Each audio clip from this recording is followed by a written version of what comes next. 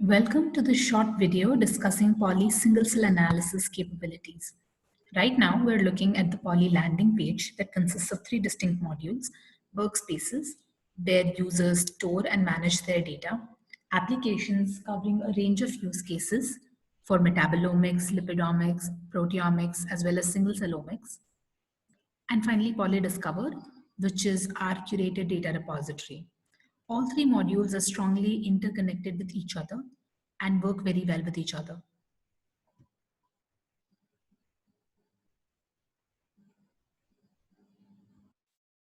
Here, we're looking at a couple of data repositories and data lakes. What is a data repository? A very large compendium of data, for example, the Gene Expression Omnibus or Metabolomics Workbench.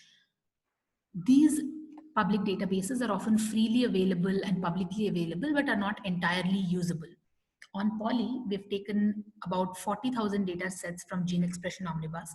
We've curated it, processed them through a standard pipeline, harmonized for study and sample level metadata, and now the data is available on Poly that can be used within a few clicks for reanalysis and data exploration. From a data repository like this one, we can slice and dice the data to create data lakes which are very specific to a user's research requests. So, for example, the data lake for COVID-19 or a data lake for acute myeloid leukemia.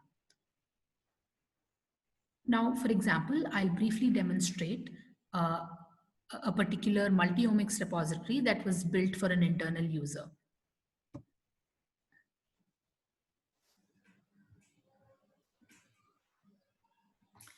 For example, this data lake contains around 15 data sets, both single cell and transcriptomics data. We have tissue types that have been studied here displayed. And finally, the organism that has been majorly studied within this data lake.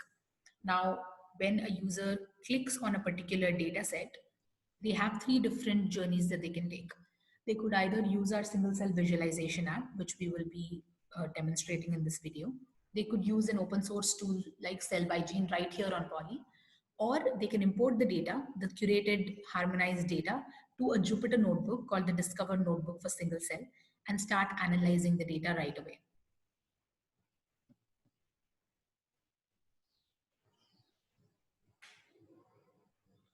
Now we'll take a look at the single cell data lake, and I'll show you the single cell visualization app.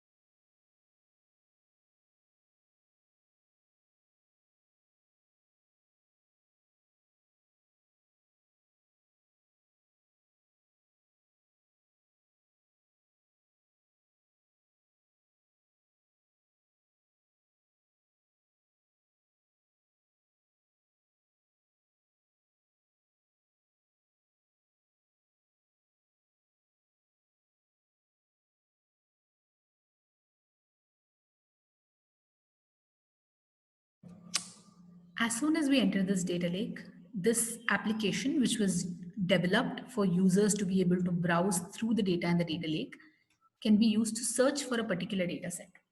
You can search using different fields. Right now, we'll pick tissue, and I'm going to look for lung tissue data sets.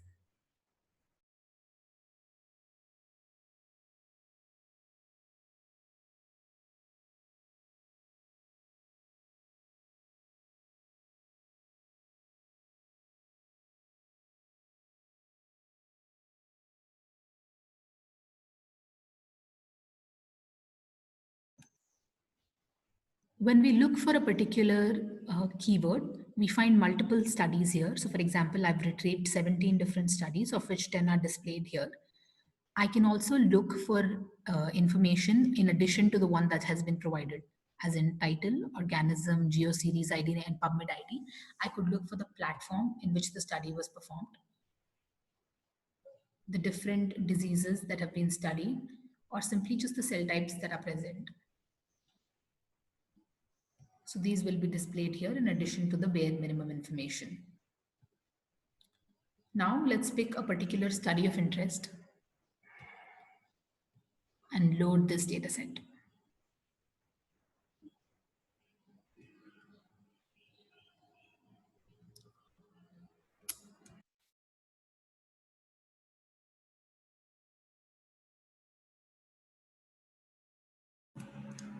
Right away,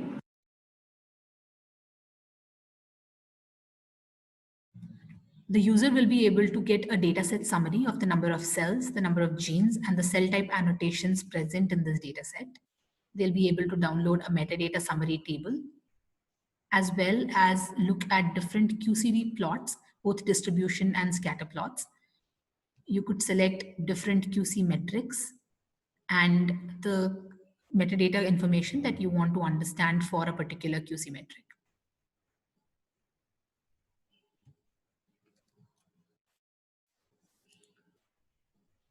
Here within cell visualization, the first aspect is to filter out particular metadata fields that you might want to filter based on your interest.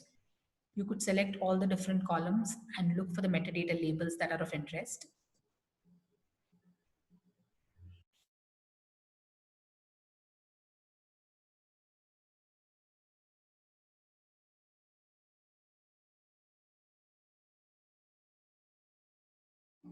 Here, the user can simply look at the clusters or the cell type.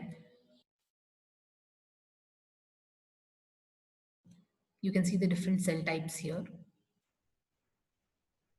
Or look at characteristics as defined by the authors.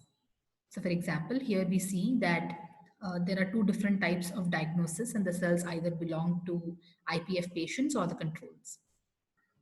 Now you can also visualize TSNE, UMAP or PCA. So TSNE, UMAP or PCA for different genes across these different cell types.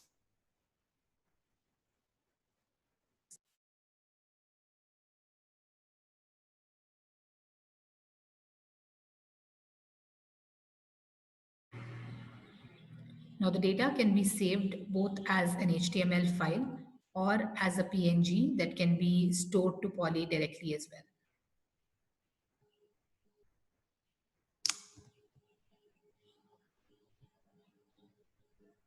HTML or PNG. Now we move on to marker visualization. A common use case for this type of data analysis is to be able to generate Weiland plots, marker plots, and dot plots that can be used for insights. Now, once again, you can filter out cell types that are of interest or any other metadata columns and labels that are of interest, or the ones that are not relevant to your study can be removed. And then you could start making Weiland plots.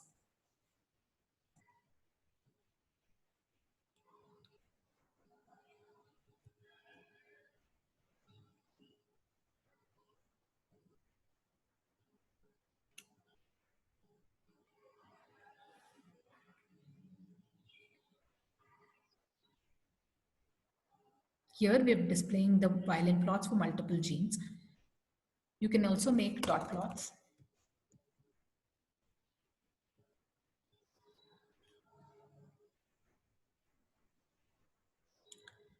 Users can also perform differential gene expression analysis for different metadata columns. You could compare any of these cell types.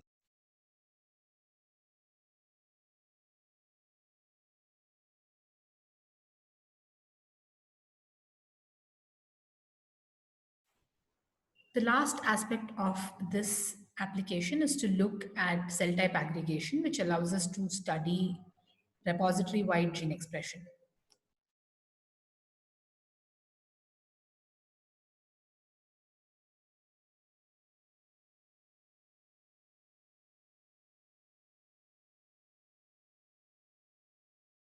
Here we are looking at the expression of Notch1 across the different cell types that are present in the repository. This is a short overview of the single cell application covering cell visualization, marker analysis, and differential gene expression analysis. Feel free to reach out for specific questions and more information.